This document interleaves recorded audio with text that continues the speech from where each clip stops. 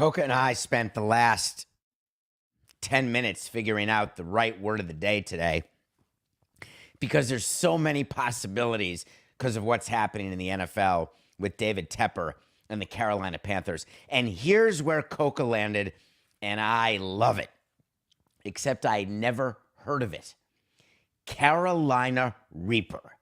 Word of the day. Today is Tuesday, November 28th, 2023. Carolina Reaper is a triple entendre today. That's how clever Coca is. I wish that we had a camera on. Maybe we'll do that for our most loyal Nothing Personal fans, is we'll let them into the live show a few minutes early one day and just see how we prep, what we're talking about, and then watch the final frenzy as we're tinkering with a potential word of the day.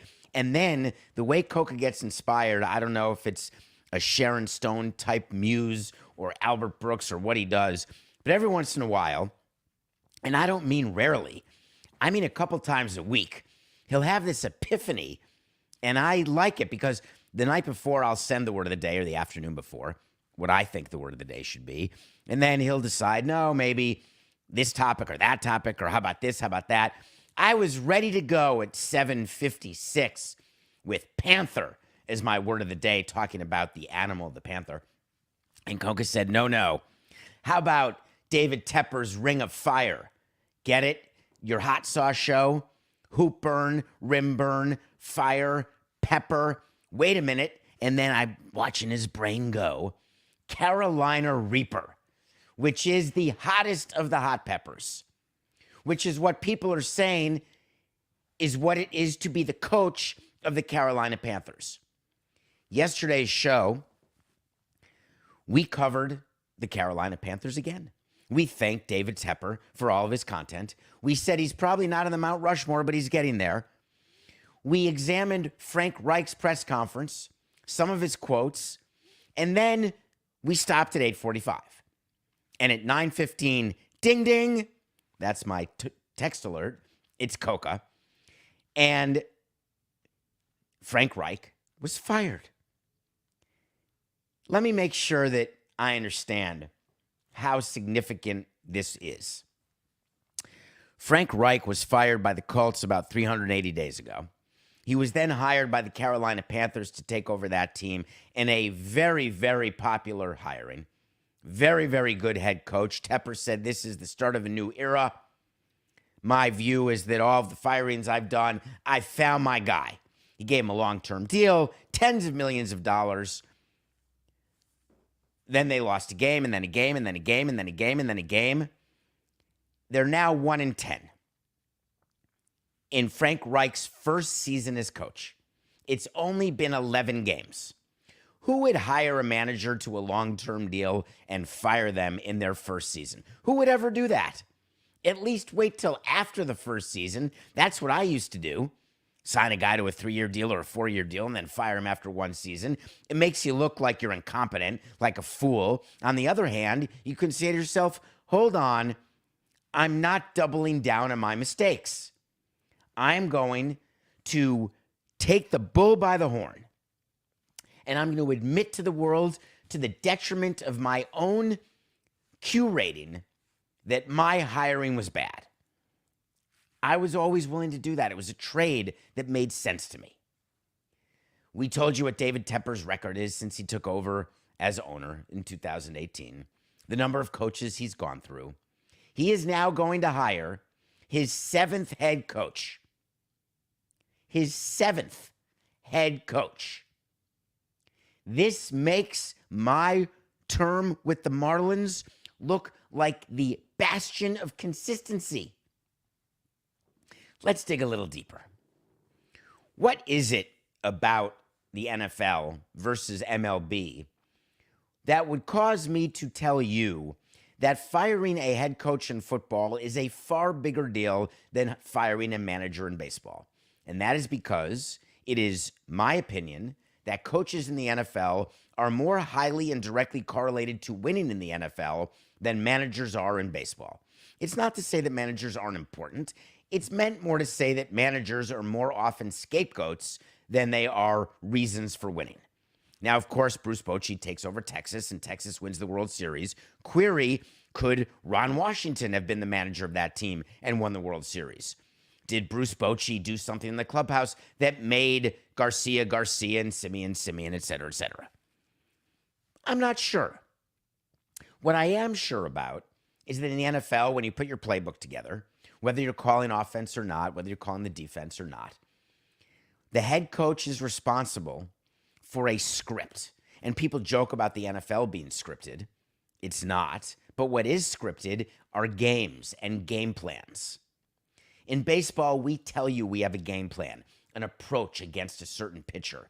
We're going to spit on the spin and we're going to sit on the speed. That can be an approach. Or we're going to go opposite field.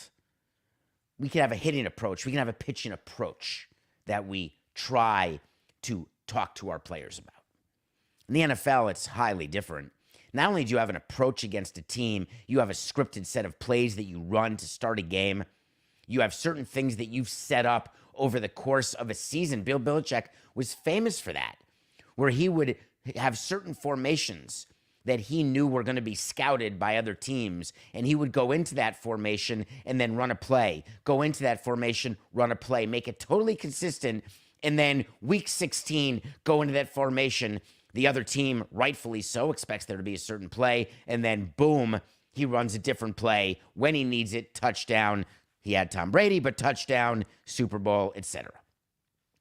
In baseball, we don't say, all right, we're going to pretend that we sit on the speed and spit on the spin, and then in the sixth inning, we're going to totally change our mind, and that'll really throw them off. It just doesn't work that way.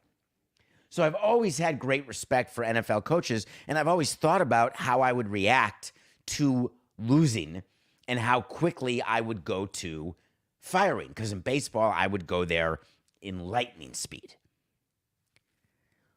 What about Frank Reich's performance as coach changed in these 11 games?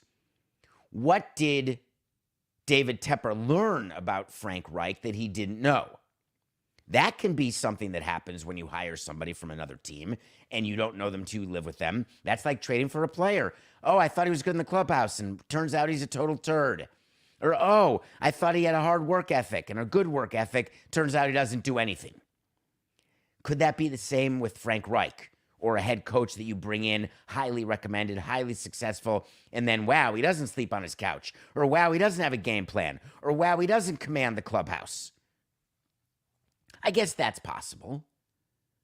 But then, did it only come to light because he's 1-10? At 10-1, all those issues go away because then you play the results. At 1-10, don't you play to what your plan was when you hired the coach? David Tepper gave a statement about this firing that was spectacular. And he signed it. So let me give David some credit, because sometimes it comes out through the spokesperson. We've seen that. Sometimes it comes out through the president, through the GM. Sometimes just from the team, unsigned. His statement was signed by David Tepper. And it said, I met with Coach Reich this morning and informed him that he will not continue as head coach of the Carolina Panthers. I wonder how that meeting went. My firing meetings are pretty quick. Call the manager and say, hey, we're going to make a change. We feel as though now's the right time. We're not getting what we wanted, and we thank you very much. Key card, please. You don't say much. They don't last long. So I'm wondering whether Tepper called Frank into his office and Frank said, wow, am I getting fired in my first season? And then what you don't see is Frank Reich walking out of the office doing the Snoopy dance, removing himself from the Panthers, removing himself from Tepper, because all of the other GMs who hire coaches and all the other owners who hire coaches look at David Tepper as someone who is not an evaluator of talent, someone who does not have credibility when it comes to hiring. So Frank Reich, this is not his last job in the NFL. This is guilt by association. You made a bad decision by going to Carolina. Why would you want to work with Tepper? Which has caused all sorts of people to think, who the hell is going to want to coach this team? And Coke and I were talking about this before the show started, and we said that everyone's got it wrong. Every single person in the NFL or college, any coordinator, any head coach in college, frankly, 20 of the 32 head coaches in the NFL, they want to work for Carolina. Because what Tepper is proving is that he'll hire you, pay you tens of millions of dollars, and then fire you, and you get paid not to work. You may have to mitigate, you may have to arbitrate, but you're getting paid. So David Tepper informed Coach Reich that he will not continue as head coach. Here's where the statement lost me. Second sentence. What would be the second sentence when you fire your coach after 11 games in his first season, and all you do is fire coaches, and you start with, I met with him and informed him he would not continue as head coach? What would be your perfect second sentence? I have one. I take full responsibility for our failures on the field. I take full responsibility for my inability to hire a head coach. I am getting back to work right now, and I promise the fans of Carolina that I will be better. How about some accountability? Here was his second sentence. I want to thank Frank for his dedication and service, and we wish him well. What? Who wrote this statement? That's where you go to? What dedication and service are you talking about? The 11 games? I feel like maybe that's something that you say when you've coached for 4 years out of a 5-year deal, or 4 years out of a 6-year deal, or 2 years out of a 3-year deal. 1 year out of a 4-year deal? Frank didn't even get that. He got 11 games. There are 17 games. 11 out of 17. That's all he did. That's barely more than half of one season. Dedication and service? What, he show up to work every day? Way to go. And then he went to effective immediately. Thank God. I'm not sure why you put that in any statement. When you fire somebody, somebody's replacing that person. There's going to be a head coach. It's like when a pitcher gets injured and we'd be asked, who's going to be in your rotation now that this guy's out of your rotation? And our PR people would say to me, just don't say effective immediately, this guy's going to start or this guy's going to play. Somebody's got to start. Somebody's got to coach, but it's in the statement anyway. Effective immediately. Special teams coordinator Chris Tabor will serve as our interim head coach. Interim head coach. That means that he's got 7 games. That's it. Well, 11, 17. 6 games. 6 games, 7 weeks to be the coach, and then he will be let go. What struck me, in addition, in this whole scenario, is that this interim 7-game, 8-week coach, the special teams coordinator, upon being named interim coach, fired 2 of the coaches who were working under Frank. In baseball, when you fire a manager, 9 times out of 10, you fire the bench coach. 9.5 times out of 10, because the manager chooses the bench coach. Sometimes the bench coach will stay. Sometimes. Like Joey Espada survived some managerial changes in Houston, but he may not have been the bench coach the whole time except under Baker. But in any case, he's now the manager of the Astros. But my point is, generally you give the manager that one. You don't give him pitching coach or hitting coach.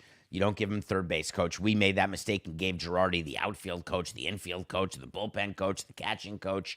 We gave his son a bottle. I mean, it was just insane. But generally, you don't do that. Bench coach, no problem. Do you know when we, side note, Coca, we hired Dan Jennings, that crazy thing we did when we made our GM the manager, and we let him choose his bench coach. Yes, we did. And I'd never met him, never heard of him. But Dan said, if I'm going to manage, I need this guy as my bench coach. And our view was, all right, you can have him. But for an interim coach to go ahead and fire 2 people off the staff, which he did, and they made very clear in their statement that it was not David Tepper doing this, it was the interim head coach. They got rid of their running backs coach and their quarterbacks coach. As though the head coach, the quarterbacks coach, the running backs coach, that's the reason why the offense produced 15 or fewer points for 5 straight weeks and 7 times in 11 games. Fire them all. But why do you ask the interim head coach to fire the latter 2? If you're David Tepper, the owner, and you're unhappy with your 1-10 record, you're unhappy with your offense, why can't you stand up and be a man and fire all 3? I don't agree with asking your interim head coach to be the one who fires those guys. It's totally wrong. One of the things about accountability, it's so important when you're a leader. It's so important to be accountable. It's so important to be there when things are going badly, in addition to when things are going well. People notice that. Accountability is so important in any industry because that is the currency.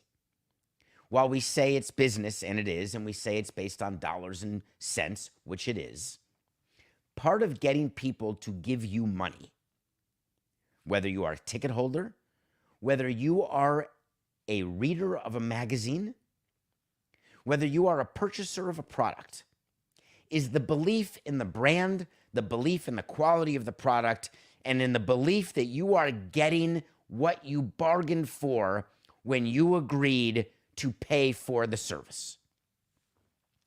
There is a major story going on right now in the world, and it comes out of a group that you've never heard of called the Arena Group. The Arena Group owns Sports Illustrated. I have a very deep emotional attachment to Sports Illustrated. My first subscription to any magazine in my name, other than what I saw at the barbershop, which, of course, is one of the great memories of childhood, and if you know, you know, was Sports Illustrated for Kids.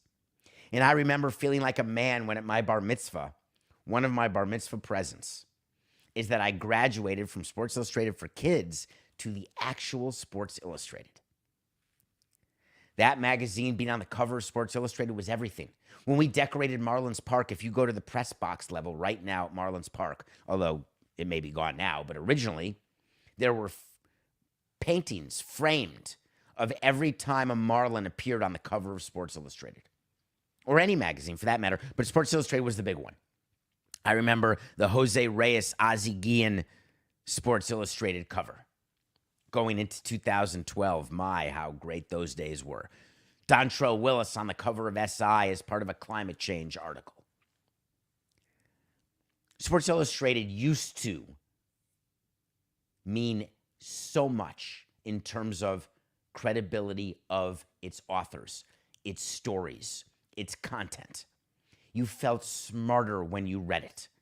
You were excited for the last story, for the big story. What order did they do the stories?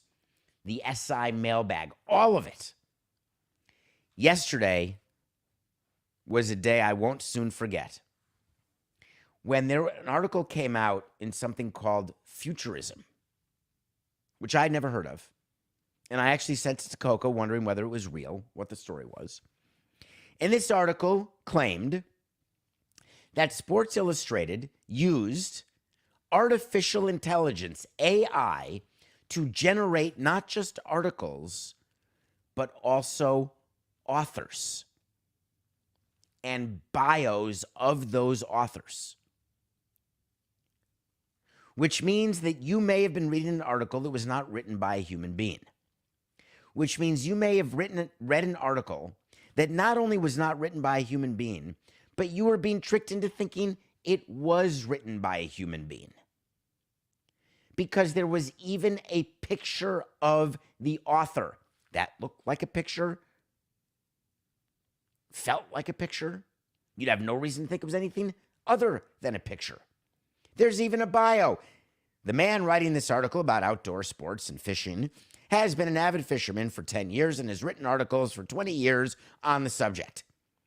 There's a comfort of knowing that. Why do you think when you read a book, everyone looks at about the author? other titles by this author. You build up brand equity. Sports Illustrated spent decades building up brand equity, and it got flushed down the toilet yesterday, which meant once the article came out, I knew exactly what was happening, and so did you. As a nothing personal aficionado, you knew what was happening. Who do you think was the first call? The Arena Group executives called their crisis PR team, and they said, this story has legs. We have to respond. And so they did. And they responded with something very bizarre, to say the least. And I want to go through it with you, if you don't mind. I'm getting it right here, Coco. The actual response. Today, an article was published alleging that Sports Illustrated published AI-generated articles. According to our initial investigation, that must be very quick. The article just came out. It must be very initial. Like after 10 minutes. This is not accurate. Whew, thank God. That was a big investigation by Samson and Coca Law. Thank God it's not accurate. But then they told you why. And this is when you have a problem when you make an announcement after only an initial investigation. You open yourself up to the very real possibility that you haven't done the full investigation, and there may be some stuff going on that you knew about, but you're pretending to cover up, or that you didn't know about it, which is even worse. The articles in question were product reviews and were licensed content from an external third-party company, Advon Commerce. Ding, ding, ding. You think Advon Commerce is not on the phone with its PR people? A number of Advon's e-commerce articles ran on certain Arena websites. That's the group that owns SI. We continually monitor our partners, and we're in the midst of a review when these allegations were raised. It's always funny, isn't it? When something goes wrong in your company and it's brought to your attention, you say, oh, no, we knew that. We were investigating it. We were looking into it. We just weren't ready with what was going on, so we didn't say that we were investigating it. But now that it's public, we have to come to the conclusion that it's not accurate, but we have to say it's only after the initial investigation. However, we were already looking into it when the article came out. Well, which is it? I guess the PR people were too busy getting it out quickly that they didn't realize that those two things likely can't exist in the same multiverse. Advon has assured us that all of the articles in question were written and edited by humans. It's human beings, but I digress. According to Advon, their writers, editors, and researchers create and curate content and follow a policy that involves using both counter-plagiarism and counter-AI software. So that means it's not AI. That means these people are real, except they're not. Then, Sports Illustrated continued, we learned that Advon had writers use a pen or pseudonym in certain articles to protect author privacy. Let me get this straight. When you're writing an article about fishing or about other such outdoor sports, you want to make sure that you're in the witness protection system. You got to do it under a pseudonym. Like you're checking into a hotel as a superstar because, God forbid, people know where you're staying and they call your room and wake you up in the middle of the night before a big game or a big case if you're a famous lawyer. Hi, I'm Jay Trotter. It's absurd. So far, in these 6 lines, we've got 4 examples of complete horse hockey. But they didn't stop. Because what they said, Sports Illustrated, the Arena Group, that using pseudonyms, those are actions we strongly condemn. And we are removing the content while our internal investigation continues and have ended the partnership. Hell yeah. So let me get this straight. You've only done the initial investigation, but you've already fired the people who are doing what you say they've done, but you had no idea that it was being done, but now you're aware of it. But you were in the middle of looking into it prior to Futurism's article coming out. What? Does this pass the smell test to you? Because it sure as heck fire doesn't to me. And it doesn't to the human beings working at Sports Illustrated either. Because the union, Sports Illustrated writers, they had their own statement.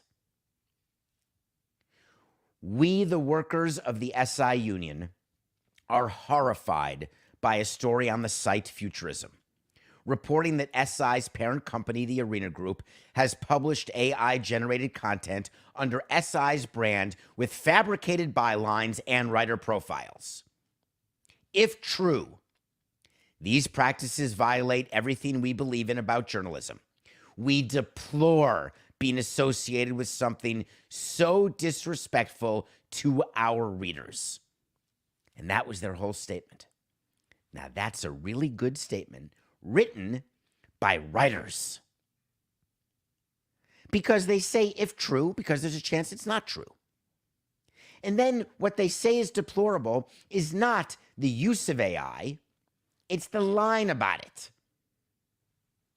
I'm not here to tell you that I'm scared of AI or that I think AI is going to be a detriment to our society, or that ChatGPT is REM and Michael Stipe's view as the end of the world as we know it.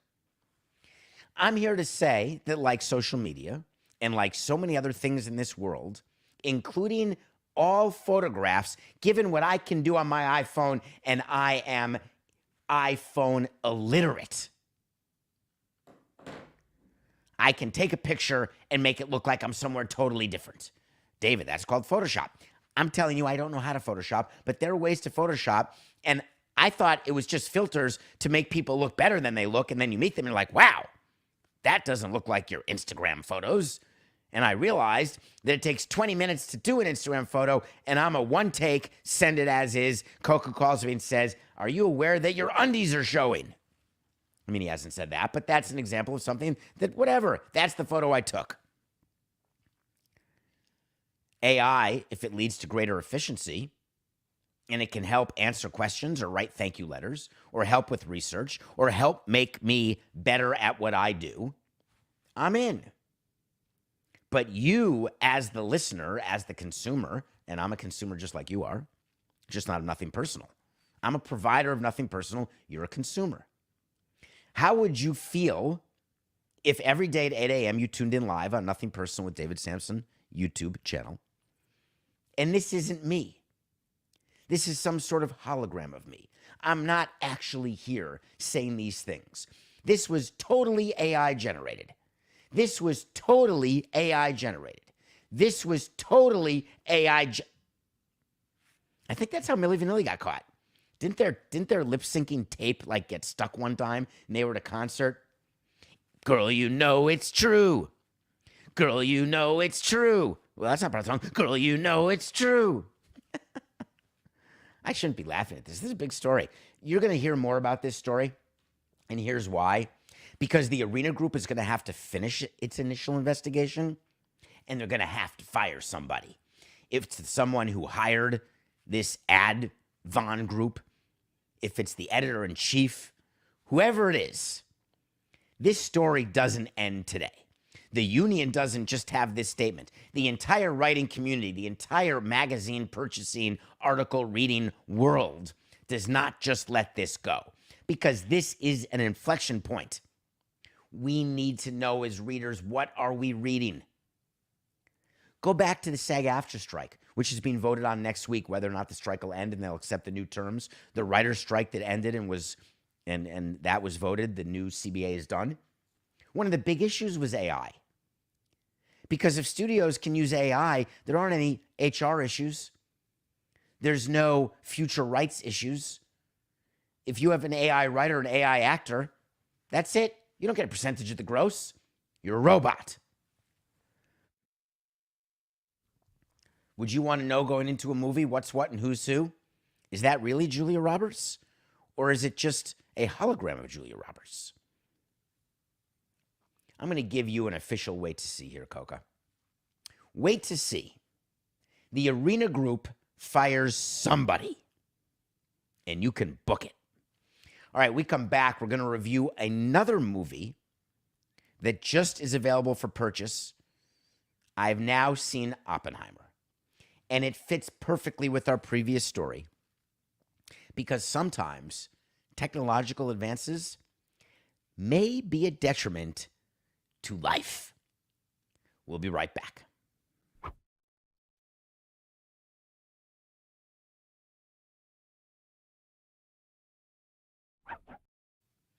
Welcome back to Nothing Personal. It's David Samson on Tuesday morning, coming to you live. And this is David Samson coming to you on a Tuesday morning, coming to you live. Thank you for rating, reviewing, subscribing. Please do that. Please subscribe to our YouTube channel. Thank you. I got over a dozen new pictures yesterday.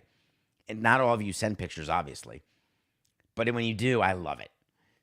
I love the father-son. I got a honeymoon picture, Coca. A guy and a man and a woman on their honeymoon were wearing matching Nothing Personal stuff. So thank you for that. All right, I saw Oppenheimer. And, by the way, I may have told you yesterday that I will not be live tomorrow morning, but I was incorrect. I will be live tomorrow morning because it's Wednesday. I'm live Wednesday, 8 a.m. Tune in. So Oppenheimer's now available. I didn't see it in the theater. This is a double Christopher Nolan week. I just realized. I don't think I've done that before. I'm reviewing Christopher Nolan's new movie, Oppenheimer, today. And Thursday, I'm reviewing movie number 73 or 71 of my top 100, where I'm going to start reviewing, or this is my third week already, where I randomly pick a movie for my top 100 and then review it, and I watch it again. So I watched Inception since last Thursday, again, and I'm reviewing that Thursday. And I watched Oppenheimer. It became available for purchase on your streaming service. And of course, it's going to be there come Academy Award nominations, come Academy Awards, so I needed to see it, wanted to see it. And here's where it gets dicey. Because part of our show is that I'm completely honest with you. I didn't know much about Oppenheimer before I watched the movie. I had not actually spent time researching or understanding what happened with the bomb, the Manhattan Project. I'd seen movies and I'd read articles. I'd never read a book about it. Didn't really talk about it much in history class that I can remember. I may have missed those classes or been watching Half-Baked instead. And I didn't realize sort of the background of Oppenheimer. I didn't realize what happened to him while he was developing the bomb. I didn't realize what happened after he developed the bomb. I didn't realize what his point of view was and how it changed during the course of developing and then having Truman actually drop the bomb. Truman played by Gary Oldman in this movie. The problem I had with Oppenheimer, and it's not Cillian Murphy, excuse me. Is it Cillian Murphy, Coca? Who's Cillian Jacobs? Oh, is she the star of Love, that TV show that I love? In any case, he was in Inception 2, and he's the star. He plays Oppenheimer. And I said Cillian. Killian. Thank you, Coca. I'm so sorry about names. It makes Coca crazy. I mean, we've been together since October of 19. This is episode 940. We're well over 1,000 with sit-downs and mailbags, etc. And we talk every day. I speak to him more than I speak to anyone in my life. And he can't understand what it is with me and names, and neither can I. I apologize, especially because I have such a thing about my own name and people who misspell it. Cillian Murphy. The reason that I didn't love Oppenheimer the way I wanted to is A, the hype of Oppie and Barbie and people who watched the double feature. I liked Barbie more than Oppenheimer, by the way. I thought that Cillian's performance was fantastic.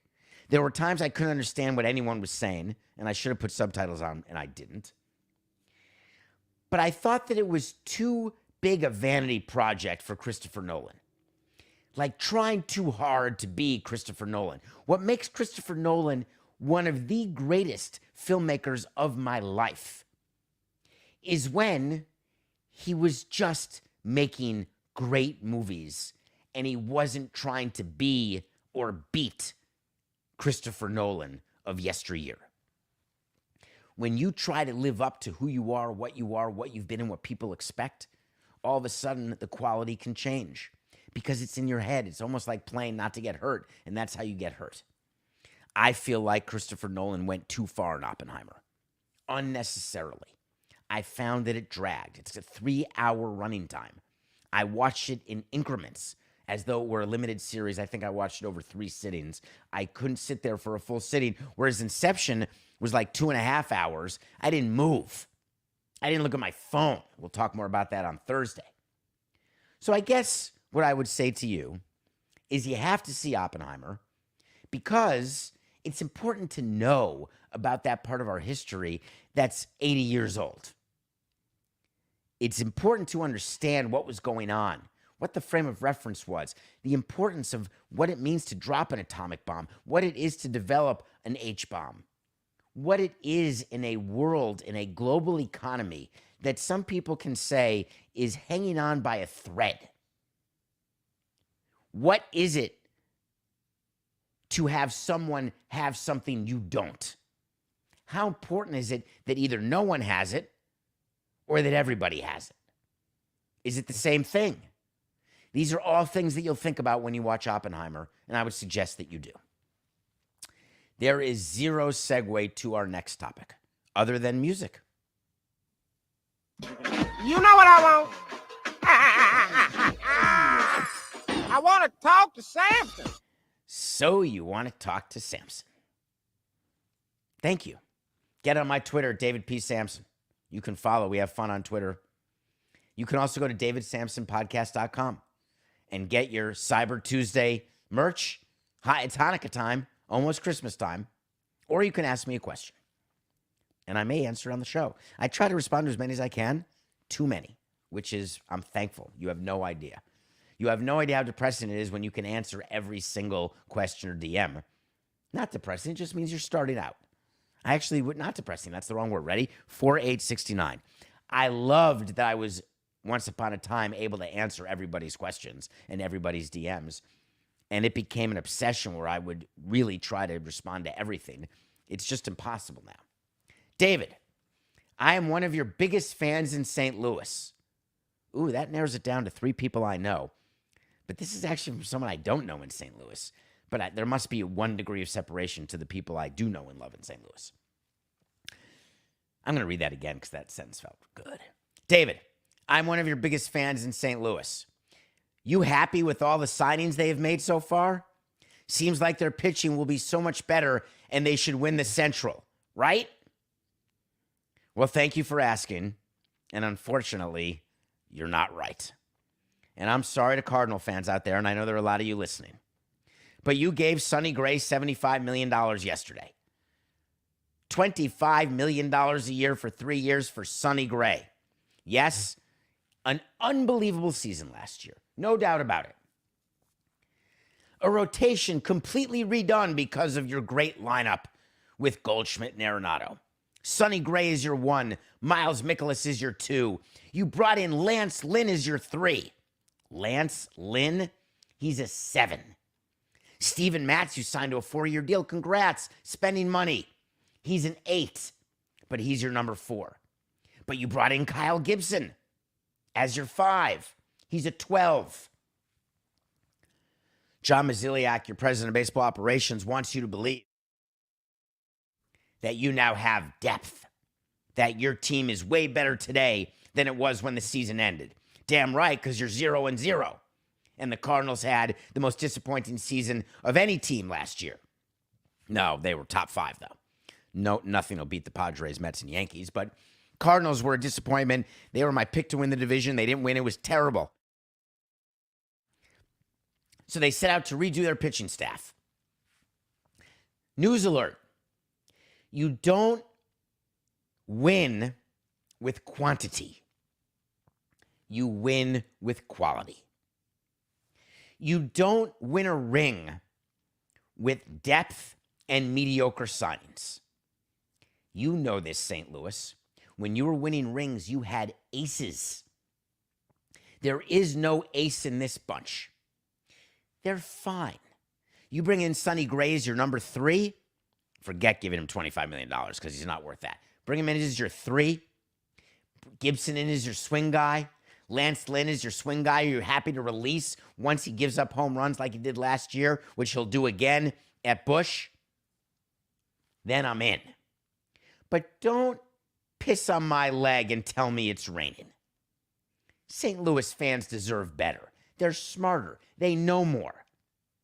You think you're convincing Cardinal fans that this rotation is a winning rotation, even in a division that likely will put the M in mediocre? That's sort of my problem with this signing of Sonny Gray and the combined signing of Gibson, Lynn, and Gray, is that it's being misrepresented to you. It's like AI writing an article pretending it's somebody. These are people who are going to be pitching pretending that they are World Series quality. Good depth, bad for rings. So I'm sorry about that. I really am sorry to all St. Louis people. As a matter of fact, I have to do it, Coca. I'm doing a double wait to see today. Wait to see when I tell you something's going to happen. If it does, great. If it doesn't, fine. We'll revisit it. Unfortunately, the St. Louis Cardinals will not win one round in the playoffs next season. I'm sorry. Wait to see. You know what you don't have to wait for? And thank you for that question. And God, I love you, St. Louis. What name am I thinking of? You know. Nothing. Personal pick of the day. I am HOTTT. Please tell me that you did that moneyline parlay with the Utah Jazz beating the Pelicans and the Sixers beating the Lakers. The Sixers beat the Lakers by 69 points. The Jazz eked out a 2-point victory. But guess what? That was a plus 292 parlay. Hell yeah. Luckily, I didn't watch the Monday night game because you can't get those hours back. I told you to go under 44.5. We barely squeaked it out. We got so lucky at the end. They were about to go over, and then they stopped the game after 4 quarters instead of playing 14 quarters. So we got very lucky, but we won the under. I'm sure that was a very exciting game for Joe Buck and Troy Aikman. I think what they were thinking to themselves, God, am I rich? Thank God. Because calling these Drek games, it's a nightmare. Vikings, Bears, under 44.5. That was a win. All right, my pick tonight, Bucks -3 over the Heat. But that's not the big story. The big story is, guess what? The in-season tournament, group stage, it ends today. And for the next 2 minutes, I shall be reading to you the exact scenarios for your team. If the Bucks win by more than 12 points and under 42 points, and the Heat lose by between 6 and 8 points, while Brooklyn, Cleveland, and New York win by between or lose by more than 40 points, under 18 points, unless Giannis has 12 assists, 12 rebounds, and 11 points, in which case the Heat can lose by 8 points. If the Knicks win by 13 points, then the Cavs get to go to Vegas. I have never seen a more ridiculous tiebreaker scenario than for the final day of the group stage of the in-season tournament of the NBA. As the teams get to play quarterfinals coming up in the knockout stage, and then they get to go to Vegas for December 7th and December 9th for the semis and the finals. And don't forget, the winner of this in-season tournament gets money, accolades. They get the love of their fans and their agents. That's all, folks. That's all you get. The final game, it doesn't even count for the regular season. It's like whatever stats you have, nothing, 0. Imagine playing a game and then it's nothing. It didn't even happen. And you end your season or your career 5 points short of the next guy. You're like, I had those 5 points. Darn it. Dang it. I'm not trying to disparage the in-season tournament. I think it's sort of exciting. No, I don't. Enjoy. Bucks -3 over Heat. All right, that's our show. We'll be back tomorrow. Me, live. Coca, live. No AI, just me. On the other hand, we'll see. Because Sometimes it's just business. This is nothing personal.